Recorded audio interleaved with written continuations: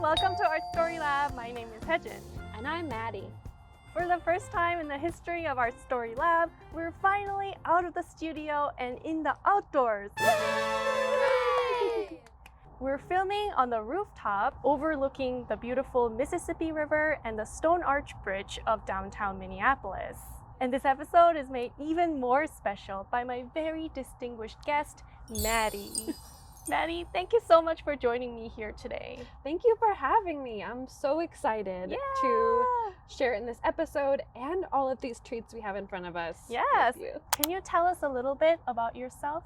Yeah. I am both a pastry chef and an English teacher. I teach ESL to mostly international students, and I went to pastry school in France where I learned to make things like macarons and other French delicacies.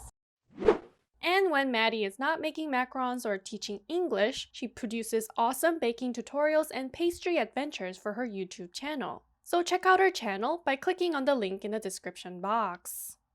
The focus of our episode today is the beautiful macarons that Maddie made that were inspired by artworks in honor of this year's Mother's Day.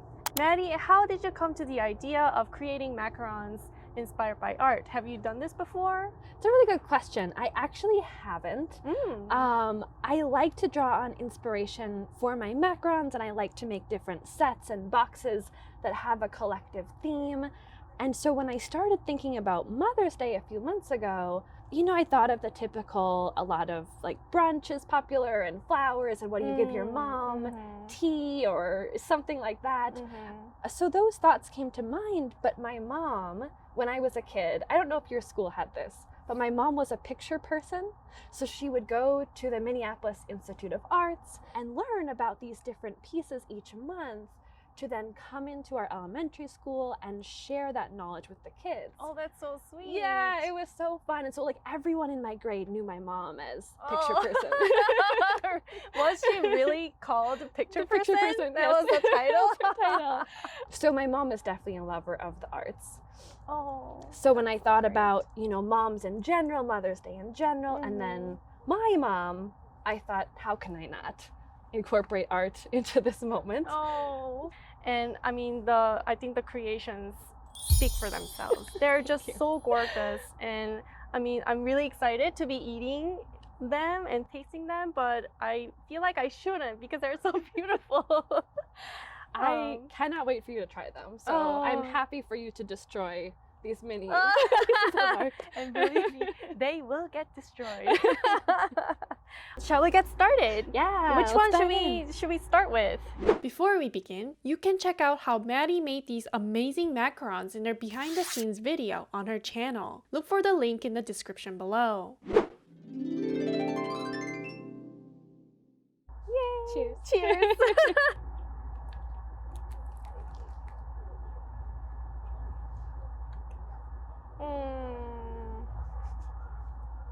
This is just the right amount of lemon. Thank you. It's just perfect. Thank you. So this yellow macaron with the white stripes, it's inspired by the painting by the painter named Carmontelle, depicting three ladies, the Marquise de Montesson, the Marquise de Crest, and the Comtesse de Damas, drinking tea in the garden. Well, it's actually a watercolor painting from 1773. And I can tell you've taken inspiration from the beautiful yellow striped dress that the lady on the left is wearing. I don't know anything about the three ladies in the watercolor painting, but I can tell that they're probably friends because they're all wearing striped dresses. They all look very similar in their fashion. Exactly, in stripes in red, yellow, and green, and they all have these sky-high headdresses, which must have been in fashion at the time. Yeah.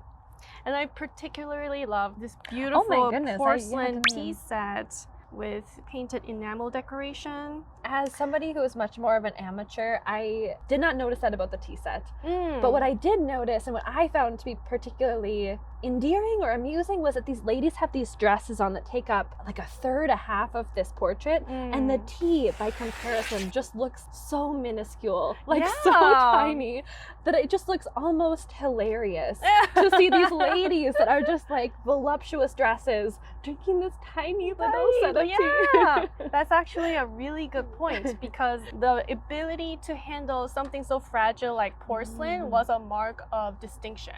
Oh, so you know how to move through the crowded space with all these without porcelain. crashing everything. Yeah, to exactly, the floor. exactly. Interesting. That makes a lot of sense, right? Especially with the wig and everything on top of your head to balance, and then with everything. Yeah, oh my gosh. I don't know how these women function the way they did, because if I had to wear these big dresses and with these really heavy headdresses all the time, I would just pass out all the time. I would not be able to get out of bed. Oh yeah, I don't think I would leave my bedroom. Yeah.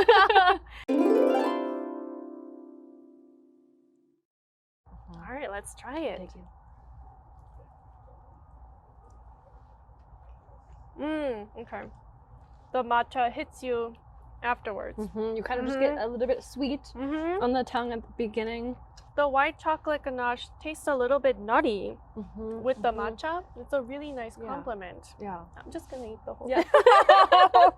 The green macaron was inspired by the painting by Nicolas Lancret titled "A Lady in a Garden Having Coffee with Children" from around 1742. It's a mother feeding a tiny spoonful of coffee to a little girl to let her taste what coffee tastes like.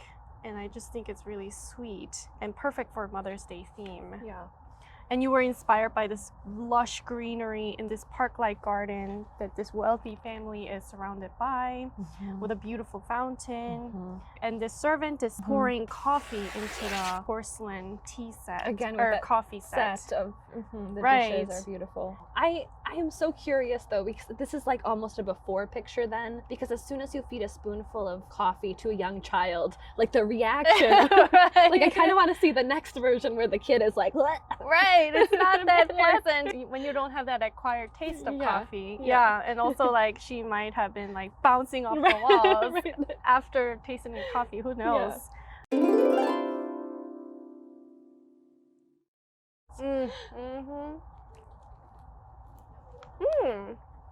Oh, this is so interesting. And I like this kind of like quintessential American, like North American flavor going into this really delicate European looking cameo macaron. Yes, Great. A little bit mushing everything together there with my style and pastry and the art as well. And you got the color inspiration from this painting by Jean-Baptiste Charpentier the Elder, the family of Duc de Penthièvre from 1768. And this one, they are sitting inside. So whereas I know I was trying to kind of go in that garden direction, but I saw this, and in particular the woman in the center, and I had to. Yeah. Like, she's gorgeous. Yeah. So. And the family members are drinking chocolate together in their salon, in their residence, but they just are so over the top fancy. They just kind of look so stiff and a little bit self-congratulatory. And I find it quite humorous, actually. It's almost like hilarious element of like, really? Like, like you want to dress up like that to drink hot chocolate? But yeah, like coffee chocolate was a luxury drink. Right. And so not everybody would have been able to consume chocolate in such a manner as this family is doing. This family is actually one of the most powerful aristocratic families in France during this time, because the Duc de Penthièvre, the man on the far left, is a grandson of Louis XIV. Oh, yes. Okay. I had no awareness of that. But now it makes a lot of sense why they look the way they do. Right, it's just so weird. But really delightful nonetheless. I love the colors. Yeah. This kind of over the top is why I love the 18th century. Yes. Well, and whereas in our previous painting with the ladies in stripes, and you could just tell they were friends, this has kind of a similar, all of the people sitting together in the family have a similar vibe, and you can very much tell like, oh, they're related. Oh, like there's something going on here. but it's definitely not a playful tea party. It's No, like it's not.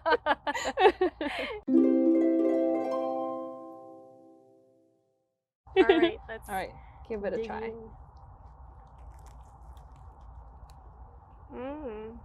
So subtle, but I love that hint of tartness. This one's a bit Of more the subtle, rhubarb. I think, than some of the other ones. Mm, And I made some sugar lace that you can see on the top here that's not it's maybe so a gorgeous. typical Macaron element. And after seeing this painting, I knew I had to somehow mimic Yeah. the lace. It was too gorgeous. Yes, because lace is everywhere in this painting by Mary Cassatt titled The Cup of Tea from around 1880 to 1881. Besides the lace color, what did you love about this painting? More than anything, this woman is just the sole woman, and she's really reclined back into this chair.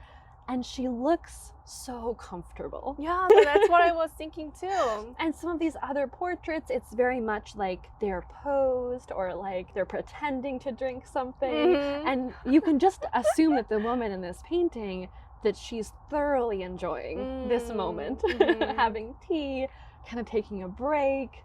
She's not on show for anyone. And I really liked that idea. Maybe that comfort and ease that we detect from the painting is because Mary Cassatt was a woman artist who specialized in paintings of women in their private spaces. Okay, so she kind of had a knowledge or that intimacy of like women in a more relaxed area. This woman in the painting is actually Lydia, her sister. Oh, So that adds okay. another layer Intimacy. of another level of Yeah. intimacy Oh, to this interesting. painting.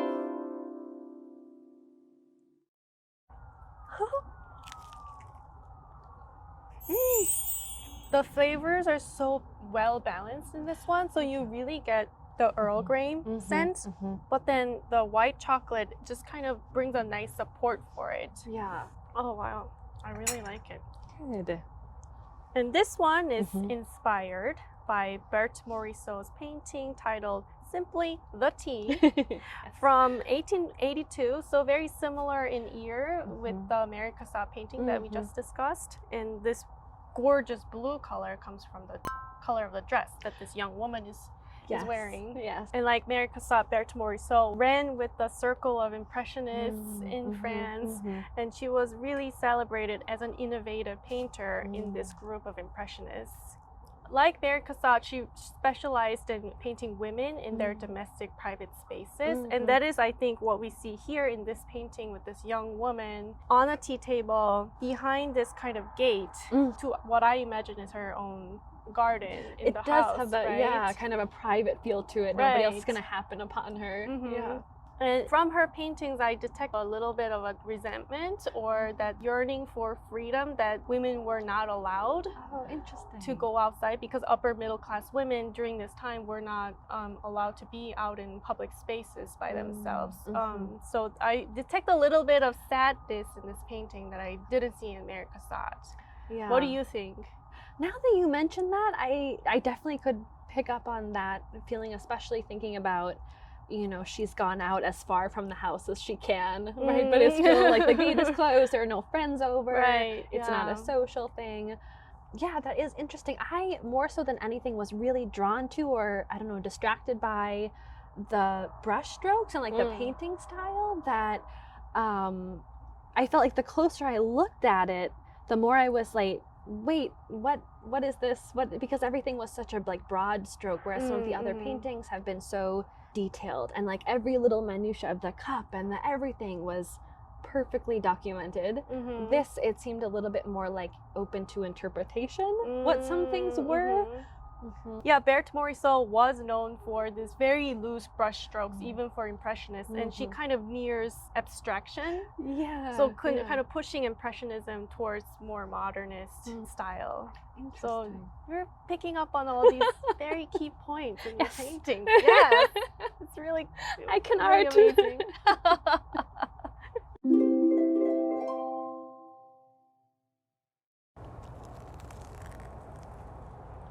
Wow. And it's one of those things that I think all of these flavors, it kind of hits you at a different time. Yeah. So I think you get the pistachio like pretty suddenly, and then the kind of spicy floral elements just like sneak up on you. Yeah.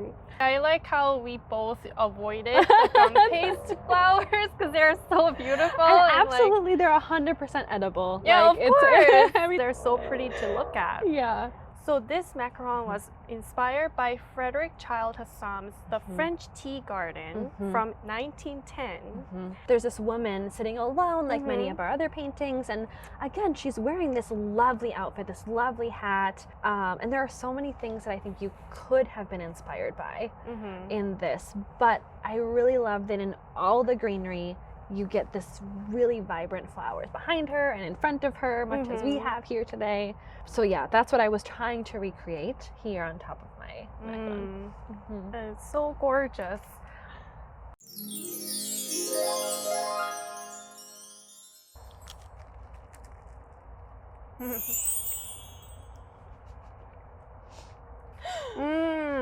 I love it a lot. Well done! Experiment was a success. So you were inspired by the purple dress that one of the ladies is wearing in Richard Emile Miller's Afternoon Tea from 1910. Of course, I love the purple dress in this painting, and I didn't know that purple was your favorite color, but it makes sense. But I really love the giant yellow-orange parasol that frames the faces and the décolletage of these women and sets these purple and pastel dresses in great contrast. So our eyes are immediately drawn into these elegant ladies having tea together in a garden. That's a really good point. I hadn't thought about that at all, but now that you're mentioning it, so many of the other paintings have had really greenery focused backdrops that I think, although purple and green pair well together, it would not have been quite as stunning if it was just the purple in front of like solid green or solid bushes or something. Right. That addition almost makes it more of an eye-catching thing. Yeah. The whole thing really works for me.